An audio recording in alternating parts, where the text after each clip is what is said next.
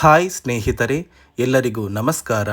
ಗೃಹಲಕ್ಷ್ಮಿ ಯೋಜನೆಯ ಪ್ರತಿಯೊಂದು ಫಲಾನುಭವಿಗಳ ಬ್ಯಾಂಕ್ ಖಾತೆಗೆ ಸರ್ಕಾರ 16 ಮತ್ತು 17ನೇ ಕಂತಿನ ಹಣ ಅಂದರೆ ಒಟ್ಟು 2 ಕಂತಿನ 4,000 ಹಣನ ನಾಳೆ ಮಂಗಳವಾರ ಡಿಸೆಂಬರ್ 31ರಿಂದ ಕರ್ನಾಟಕದ 29 ಜಿಲ್ಲೆಗಳ ಪ್ರತಿಯೊಂದು ಫಲಾನುಭವಿಗಳ ಬ್ಯಾಂಕ್ ಖಾತೆಗೆ ಸರ್ಕಾರ ಈ 2 ಕಂತಿನ ಹಣನ ಜಮಾ ಮಾಡ್ತಾ ಇದ್ದು, ಕರ್ನಾಟಕದ 29 ಜಿಲ್ಲೆಗಳಿಗೆ ಹಣ ಜಮಾ ಆಗ್ತಾ ಇದೆ. ಮತ್ತು ಈ ಒಂದು 2 ಕಂತಿನ ಹಣನ ನೀವು ಪಡ್ಕೋಬೇಕು ಅಂದರೆ ಸರ್ಕಾರ ಗೃಹಲಕ್ಷ್ಮಿ ಯೋಜನೆಯಲ್ಲಿ 5 ಹೊಸ ನಿಯಮಗಳನ್ನ ಜಾರಿಗೆ ತಂದಿದೆ. ಹಾಗಾದರೆ ಬನ್ನಿ ಸ್ನೇಹಿತರೆ, ಆ ನಿಯಮಗಳು ಏನು ಮತ್ತು ಯಾವ ಜಿಲ್ಲೆಗಳಿಗೆ ಹಣ ಜಮಾ ಆಗ್ತಾ ಇದೆ ಅಂತ ನಾನು ನಿಮಗೆ ಈ ಒಂದು ವಿಡಿಯೋದಲ್ಲಿ ತಿಳಿಸ್ಕೊಡ್ತಾ ಇದ್ದೀನಿ. ಅದಕ್ಕಿಂತ ಮೊದಲು ವಿಡಿಯೋ ನೋಡ್ತಾ ಇರುವ ಪ್ರತಿಯೊಬ್ಬರ ಕೂಡ ರಿಕ್ವೆಸ್ಟ್ ಇದೆ. ನೋಡಿ ಸ್ನೇಹಿತರೆ, ನೀವೇನಾದ್ರೂ ಇನ್ನೂ ಕೂಡ ನನ್ನ ಚಾನಲ್ನ ಸಬ್ಸ್ಕ್ರೈಬ್ ಆಗಿಲ್ಲ ಅಂದರೆ ದಯವಿಟ್ಟು ಪ್ರತಿಯೊಬ್ಬರು ಚಾನಲ್ನ ಸಬ್ಸ್ಕ್ರೈಬ್ ಮಾಡ್ಕೊಳ್ಳಿ, ಹಾಗೆ ವಿಡಿಯೋಗೆ ಒಂದು ಲೈಕ್ನ ಕೊಡಿ. ಹೌದು ವೀಕ್ಷಕರೇ, ಗೃಹಲಕ್ಷ್ಮಿ ಯೋಜನೆಯ ಪ್ರತಿಯೊಂದು ಫಲಾನುಭವಿಗಳಿಗೆ ಸರ್ಕಾರದಿಂದ ಭರ್ಜರಿ ಗುಡ್ಡಿಸ್ನ ಕೊಟ್ಟಿದ್ದಾರೆ. ಸಾಕಷ್ಟು ಫಲಾನುಭವಿಗಳು ಕಳೆದ 1 ತಿಂಗಳಿಂದ 16ನೇ ಕಂತಿನ ಹಣಕ್ಕಾಗಿ ವೆಯ್ಟ್ ಮಾಡ್ತಾ ಇದ್ರಿ.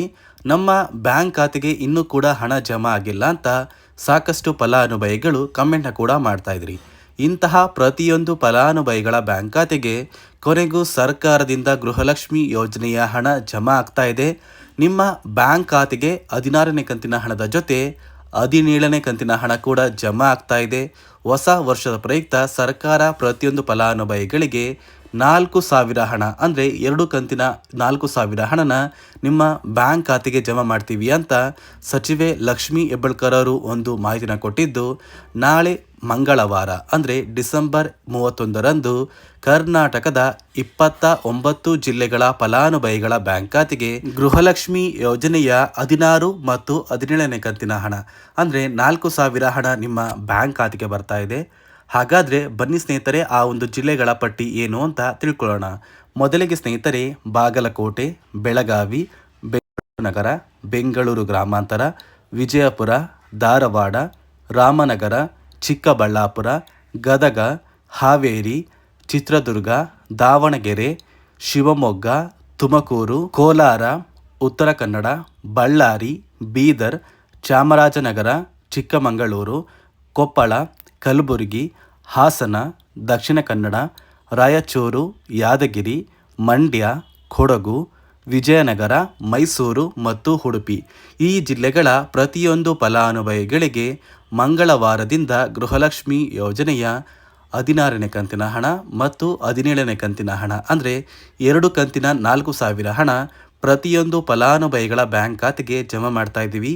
ಹೊಸ ವರ್ಷದ ಪ್ರಯುಕ್ತ ಪ್ರತಿಯೊಂದು ಫಲಾನುಭವಿಗಳಿಗೆ ಸರ್ಕಾರ 4,000 ಹಣನ ಜಮಾ ಮಾಡ್ತಾ ಇದ್ದು, ಕೆಲವೇ ದಿನಗಳಲ್ಲಿ ಪ್ರತಿಯೊಂದು ಫಲಾನುಭವಿಗಳು ಸರ್ಕಾರದಿಂದ ಬಿಡುಗಡೆಯಾಗಿರುವ ಗೃಹಲಕ್ಷ್ಮಿ ಯೋಜನೆಯ ಈ 2 ಕಂತಿನ ಹಣನ ನಿಮ್ಮ ಬ್ಯಾಂಕ್ ಖಾತೆಗೆ ಪಡ್ಕೋತೀರಾ. ಆದಷ್ಟು ಬೇಗ ನಿಮ್ಮ ಬ್ಯಾಂಕ್ ಖಾತೆಗೆ ಜಮಾ ಮಾಡ್ತೀವಿ ಅಂತ ಸರ್ಕಾರದಿಂದ ಒಂದು ಮುಖ್ಯವಾದ ಮಾಹಿತಿನ ಕೂಡ ಕೊಟ್ಟಿದ್ದಾರೆ. ಅದೇ ರೀತಿ ಸುಮಾರು 1,30,000 ಫಲಾನುಭವಿಗಳ ಬ್ಯಾಂಕ್ ಖಾತೆಗೆ ಈ ಬಾರಿ 16ನೇ ಕಂತಿನ ಹಣನ ಸರ್ಕಾರ ಕ್ಯಾನ್ಸಲ್ ಮಾಡಿದೆ.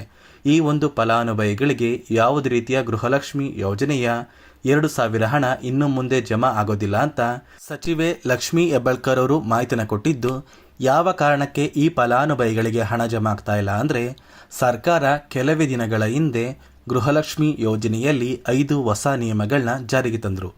ಆ 5 ನಿಯಮದ ಆಧಾರದ ಮೇಲೆ ಫಲಾನುಭವಿಗಳ ಬ್ಯಾಂಕ್ ಖಾತೆಗೆ ಈ 2,000 ಹಣ ಜಮಾ ಆಗ್ತಾ ಇದೆ. ಹಾಗಾದರೆ ಬನ್ನಿ ಸ್ನೇಹಿತರೆ, ಆ 5 ನಿಯಮಗಳು ಏನು, ಆ ಒಂದು ನಿಯಮಗಳನ್ನ ಕಡ್ಡಾಯವಾಗಿ ನೀವು ಪಾಲಿಸಬೇಕಾ ಅಂದರೆ ಹೌದು ಸ್ನೇಹಿತರೆ, ಈ 5 ನಿಯಮಗಳನ್ನ ನೀವು ಕಡ್ಡಾಯವಾಗಿ ಪಾಲಿಸಿದರೆ ಮಾತ್ರ ನಿಮ್ಮ ಬ್ಯಾಂಕ್ ಖಾತೆಗೆ 2,000 ಹಣ ಬರೋದು. ಹಾಗಾದರೆ ಬನ್ನಿ ಸ್ನೇಹಿತರೆ, ಆ 5 ನಿಯಮಗಳು ಏನು ಅಂತ ತಿಳ್ಕೊಳ್ಳೋಣ. ನೋಡಿ ಸ್ನೇಹಿತರೆ, ಮೊದಲನೆಯ ಒಂದು ನಿಯಮ ಬಂದು ಗೃಹಲಕ್ಷ್ಮಿ ಯೋಜನೆಯ ಪ್ರತಿಯೊಂದು ಫಲಾನುಭವಿಗಳು ಯಾರೆಲ್ಲ ಇದ್ದೀರಾ, ನಿಮ್ಮ ಮನೆಯ ಪ್ರತಿಯೊಂದು ಸದಸ್ಯರ ಆಧಾರ್ ಕಾರ್ಡ್ನ ನಿಮ್ಮ ಬಳಿ ಇರುವಂತಹ ಒಂದು ರೇಷನ್ ಕಾರ್ಡಿಗೆ ಕಡ್ಡಾಯವಾಗಿ ಲಿಂಕ್ ಮಾಡಿಸ್ಬೇಕು. ಈ ಒಂದು ನಿಮ್ಮ ಆಧಾರ್ ಕಾರ್ಡ್ನ ಲಿಂಕ್ ಮಾಡಿಸೋದಕ್ಕೆ KYC ಅಂತ ಕರೀತಾರೆ. ಸಾಕಷ್ಟು ಫಲಾನುಭವಿಗಳ ಒಂದು ರೇಷನ್ ಕಾರ್ಡಿಗೆ KYC ಪೆಂಡಿಂಗ್ ಇದೆ. ಅದೇ ಒಂದು ಕಾರಣಕ್ಕೆ ಸರ್ಕಾರ ಈ ಬಾರಿ ಈ 5 ಹೊಸ ನಿಯಮಗಳನ್ನ ಜಾರಿಗೆ ತಂದಿದೆ. ಅದೇ ರೀತಿ ಎರಡನೆಯ ಒಂದು ನಿಯಮ ಬಂದು ಸಾಕಷ್ಟು ಫಲಾನುಭವಿಗಳ ಒಂದು ಆಧಾರ್ ಕಾರ್ಡ್ ಏನಿದೆ ಆ ಒಂದು ಆಧಾರ್ ಕಾರ್ಡ್ 15 ವರ್ಷ ಅಥವಾ 15 ವರ್ಷಕ್ಕಿಂತ ಹೆಚ್ಚು ಹಳೆಯ ಆಧಾರ್ ಕಾರ್ಡ್ ಆಗಿದೆ. ಈ ಒಂದು ಫಲಾನುಭವಿಗಳು ಅವರ ಆಧಾರ್ ಕಾರ್ಡ್ಗೆ ಯಾವುದೇ ರೀತಿಯ ತಿದ್ದುಪಡಿ ಕೂಡ ಮಾಡಿಸಿಲ್ಲ ಮತ್ತು ಯಾವುದೇ ರೀತಿಯ ಒಂದು ಅಪ್ಡೇಟ್ನ ಕೂಡ ಮಾಡಿಸಿಲ್ಲ. ಅದೇ ಒಂದು ಕಾರಣಕ್ಕೆ ನಿಮ್ಮ ಆಧಾರ್ ಕಾರ್ಡ್ನ ನೀವು ತಿದ್ದುಪಡಿ ಮಾಡಿಸಿಲ್ಲ ಅಂದರೆ ನಿಮ್ಮ ಬ್ಯಾಂಕ್ ಖಾತೆಗೆ 2,000 ಹಣ ಜಮಾ ಆಗ್ತಾ ಇಲ್ಲ. ಮತ್ತೆ ಸ್ನೇಹಿತರೆ, ಸರ್ಕಾರ 16ನೇ ಕಂತಿನ ಹಣನ ಜಮಾ ಮಾಡುವ ಮುಂಚೆ ಪ್ರತಿಯೊಂದು ಫಲಾನುಭವಿಗಳ ಒಂದು ದಾಖಲಾತಿಗಳನ್ನ ಮರುಪರಿಶೀಲನೆ ಮಾಡಿದ್ದಾರೆ. ಈ ಒಂದು ಸಂದರ್ಭದಲ್ಲಿ ಫಲಾನುಭವಿಗಳು ಸರ್ಕಾರಕ್ಕೆ ತೆರಿಗೆನ ಕಟ್ತಾ ಇರೋದು ತಿಳಿದು ಬಂದಿದೆ. ಅದೇ ರೀತಿ 4ನೆಯ ಒಂದು ನಿಯಮ ಬಂದು ಸರ್ಕಾರದಿಂದ ಬರುವಂತಹ ಒಂದು ರೇಷನ್ನ ಕಳೆದ 3 ತಿಂಗಳಿಂದ ನೀವು ಪಡ್ಕೊಂಡಿಲ್ಲ ಅಂದರೆ ನಿಮ್ಮ ಬ್ಯಾಂಕ್ ಖಾತೆಗೆ ಗೃಹಲಕ್ಷ್ಮಿ ಯೋಜನೆಯ ಹಣ ಜಮಾ ಆಗೋದಿಲ್ಲ. ಮತ್ತು ಸ್ನೇಹಿತರೆ, 5ನೆಯ ಒಂದು ನಿಯಮ ಬಂದು ನಿಮ್ಮ ಒಂದು ವಾರ್ಷಿಕ ಆದಾಯ 7 ಲಕ್ಷಕ್ಕಿಂತ ಕಡಿಮೆ ಇರಬೇಕು. ಒಂದು ವೇಳೆ ವಾರ್ಷಿಕ ಆದಾಯ 7 ಲಕ್ಷಕ್ಕಿಂತ ಜಾಸ್ತಿ ಇದ್ದರೆ ನಿಮ್ಮ ಬ್ಯಾಂಕ್ ಖಾತೆಗೆ ಗೃಹಲಕ್ಷ್ಮಿ ಯೋಜನೆಯ ಹಣ ಬರೋದಿಲ್ಲ. ಈ 5 ನಿಯಮದ ಆಧಾರದ ಮೇಲೆ ಪ್ರತಿಯೊಂದು ಫಲಾನುಭವಿಗಳಿಗೂ ಹಣ ಜಮಾ ಆಗ್ತಾ ಇದೆ. ನಾಳೆ ವರ್ಷದ ಕೊನೆಯ ದಿನ ಅಂದರೆ ಮಂಗಳವಾರ ಕರ್ನಾಟಕದ 29 ಜಿಲ್ಲೆಗಳ ಪ್ರತಿಯೊಂದು ಫಲಾನುಭವಿಗಳ ಬ್ಯಾಂಕ್ ಖಾತೆಗೆ ಡಿಸೆಂಬರ್ 31ರಿಂದ ಗೃಹಲಕ್ಷ್ಮಿ ಯೋಜನೆಯ 16 ಮತ್ತು 17ನೇ ಕಂತಿನ ಹಣ ನಿಮ್ಮ ಬ್ಯಾಂಕ್ ಖಾತೆಗೆ ಒಟ್ಟಿಗೆ 4,000 ಹಣ ಜಮಾ ಆಗುತ್ತೆ.